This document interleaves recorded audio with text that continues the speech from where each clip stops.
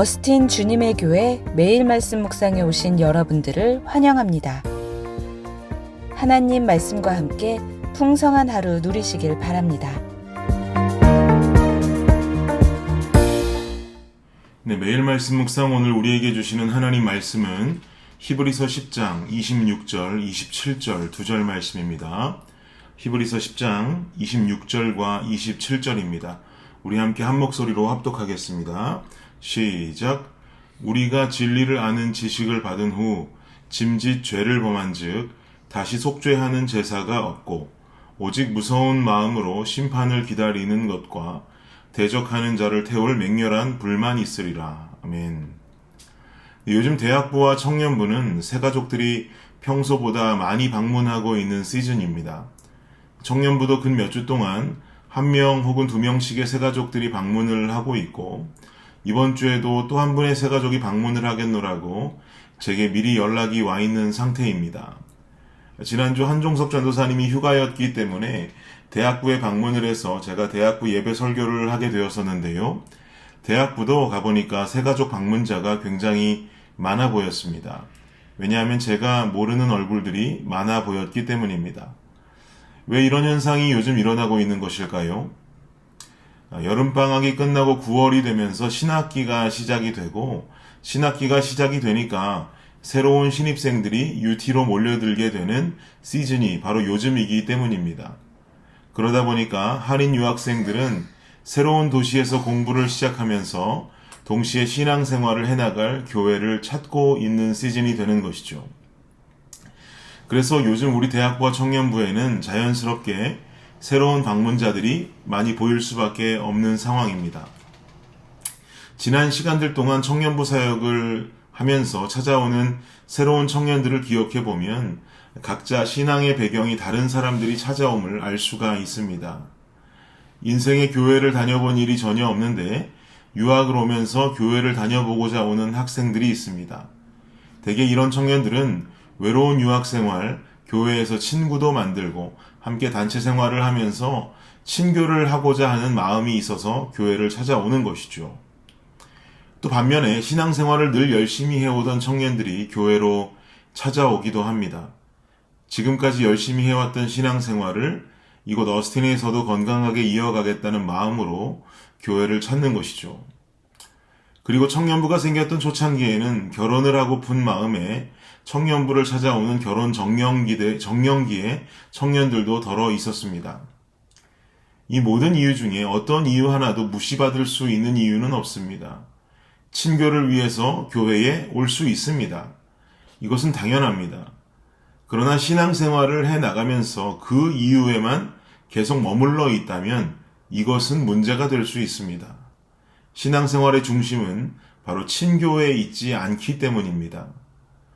이런 현상은 비단 젊은 청년들에게만 일어나는 현상은 아니죠. 이민교회라는 특성상 친교를 위해서 교회를 찾는 분들도 분명히 있습니다. 그러나 마찬가지로 내 신앙이 여기에만 머물러 있어서는 안 되는 것입니다. 하나님의 자녀로 명예를 지켜가면서 깊어진 삶을 주님께 드리는 우리의 신앙생활이 되어야 할 줄을 믿습니다. 오늘 본문을 살펴보기 이전에 앞서서 어제 본문 마지막에 등장했던 말씀부터 먼저 좀 살펴보겠습니다. 24절과 25절인데요. 이 말씀은 우리가 아주 잘 알고 또 암송도 할 수 있는 주옥 같은 말씀이죠. 제가 읽어드립니다. 서로 돌아보아 사랑과 선행을 격려하며 모이기를 패하는 어떤 사람들의 습관과 같이 하지 말고 오직 권하여 그날이 가까움을 볼수록 더욱 그리하자. 아멘.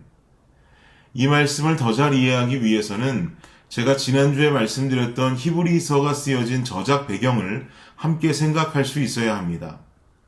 히브리서를 읽고 있는 당시의 유대인들에게는 큰 고민거리 하나가 있었다고 했습니다. 그것은 바로 로마 제국이라고 하는 엄청난 강대국의 지배하에 살고 있다는 것이죠. 로마의 속국으로 살았단 말입니다. 그런데 유대인들이 전통적으로 믿어오던 그들의 종교는 유대교인데요. 이 유대교는 로마 제국으로부터 유대인들이 자유롭게 믿을 수 있는 종교로 인정을 받고 있었습니다. 그런데 당시는 이 전통적인 유대교에서 신앙생활을 하던 유대인들이 복음을 듣고 예수 그리스도를 믿는 초대교회로, 그러니까 다시 말하면 기독교로 그들의 종교를 옮기는 일이 빈번하게 일어났단 말이죠. 이것은 참 바람직한 모습이기는 하지만 여기에는 한 가지 문제가 숨어 있었습니다. 초대교회, 즉 개신교는 로마 제국이 인정하지 않은 종교라는 것이 그 문제였습니다. 그럼 어떤 일들이 벌어질 수 있겠습니까? 자연스럽게 기독교를 믿는 유대인들에게 종교의 박해가 이어지게 되는 것이죠. 복음을 듣고 진리를 따르기 위해서 초대교회로 들어왔지만 이 결정 이후에는 로마 제국이라고 하는 넘을 수 없는 엄청난 힘이 자신들을 박해하더라는 것입니다. 그러면 또 그래서 어떤 현상이 일어나느냐? 초대교회로 종교를 바꾸었던 유대인들이 다시 유대교로 되돌아가는 종교적 회유의 현상이 일어납니다. 예수 그리스도의 복음을 듣고 진리의 세계로 들어온 유대인들이 다시금 유대교로 돌아간다라고 하는 것은 너무나 마음 아픈 일이죠. 그런데 유대교로 돌아가는 이유는 기독교도로서 받는 종교적 탄압도 큰 몫을 차지하지만 동시에 유대교 회당에서 이루어지는 유대교인들만의 친교와 교제에 참여하지 못하게 된다는 것도 그 큰 이유가 되었습니다. 예수를 믿고 유대교에서 제명당하게 되면 유대교인들과 친교도 할 수 없고 심지어 함께 식사의 자리도 가질 수 없는 박해를 당하게 되었단 말이죠. 당시에 디아스포라된 유대인들은 지역마다 회당을 만들고 그 회당에서 말씀 강론을 듣는 교회의 용도로도 사용하였지만 동시에 동포들이 만나서 교제를 나눌 수 있는 마치 마을회관 같은 용도로도 이 회당을 사용했단 말입니다. 마치 오늘날 우리가 바라보는 이민교회의 모습과 비슷한 것이죠. 즉 기독교를 떠나서 다시 유대교로 회유하는 유대인들의 모습은 기독교에서 유대교로 종교를 바꾼다고 하는 단순한 이야기를 넘어서 진리를 떠나서 인간의 어떤 친교의 관계 속으로 돌아가는 모습이라고도 해석할 수가 있게 되는 것입니다. 진리에 대해서 듣지 못했고 알지 못했다면, 그것을 믿고 기독교로 들어오지 않았다면 오히려 그것이 큰 일이 되지 않았을 것인데, 진리를 알고도 그것을 믿는다고 하고도 다시 관계 중심의 유대교로 되돌아간다라고 하는 것은 하나님 앞에 큰 문제가 되는 것이죠. 그래서 본문 26절은 이렇게 말하는 것입니다. 우리가 진리를 아는 지식을 받은 후 짐짓 죄를 범한 즉 다시 속죄하는 제사가 없다.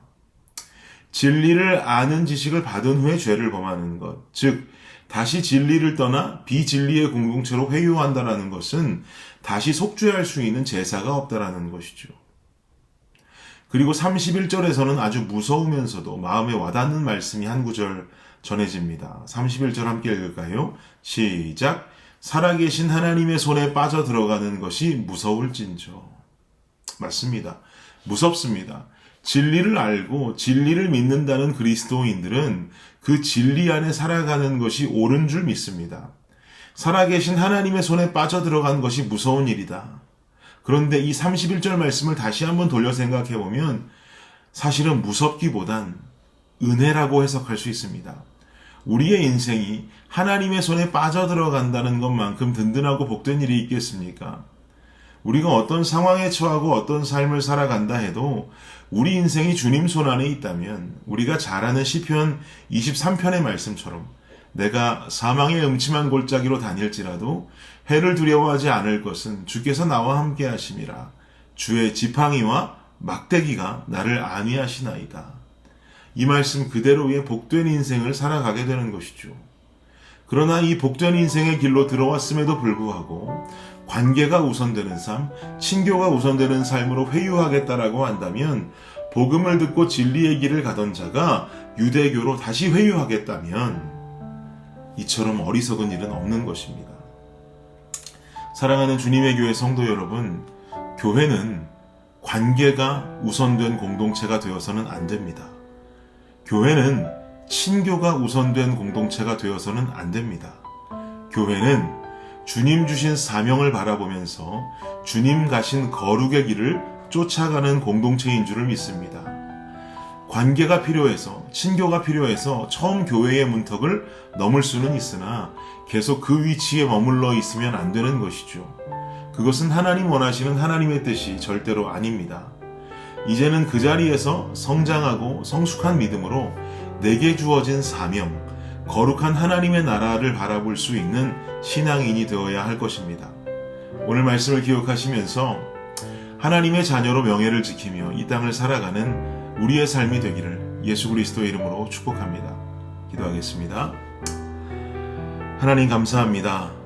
교회는 관계하기 위해 나오는 것이 아니라 이 교회는 거룩한 주님을 따라가며 하나님의 나라를 만들기 위하는 귀한 공동체가 되어야 할 줄 믿습니다. 우리의 신앙이 그렇게 성장하고 성숙한 신앙인이 될 수 있도록 하나님께서 우리의 삶 속에 역사하여 주시옵소서. 바르게 믿고 바르게 살아가는 우리 모든 주님의 교회 성도님들 되게 하여 주옵소서. 예수님의 이름으로 기도드립니다. 아멘.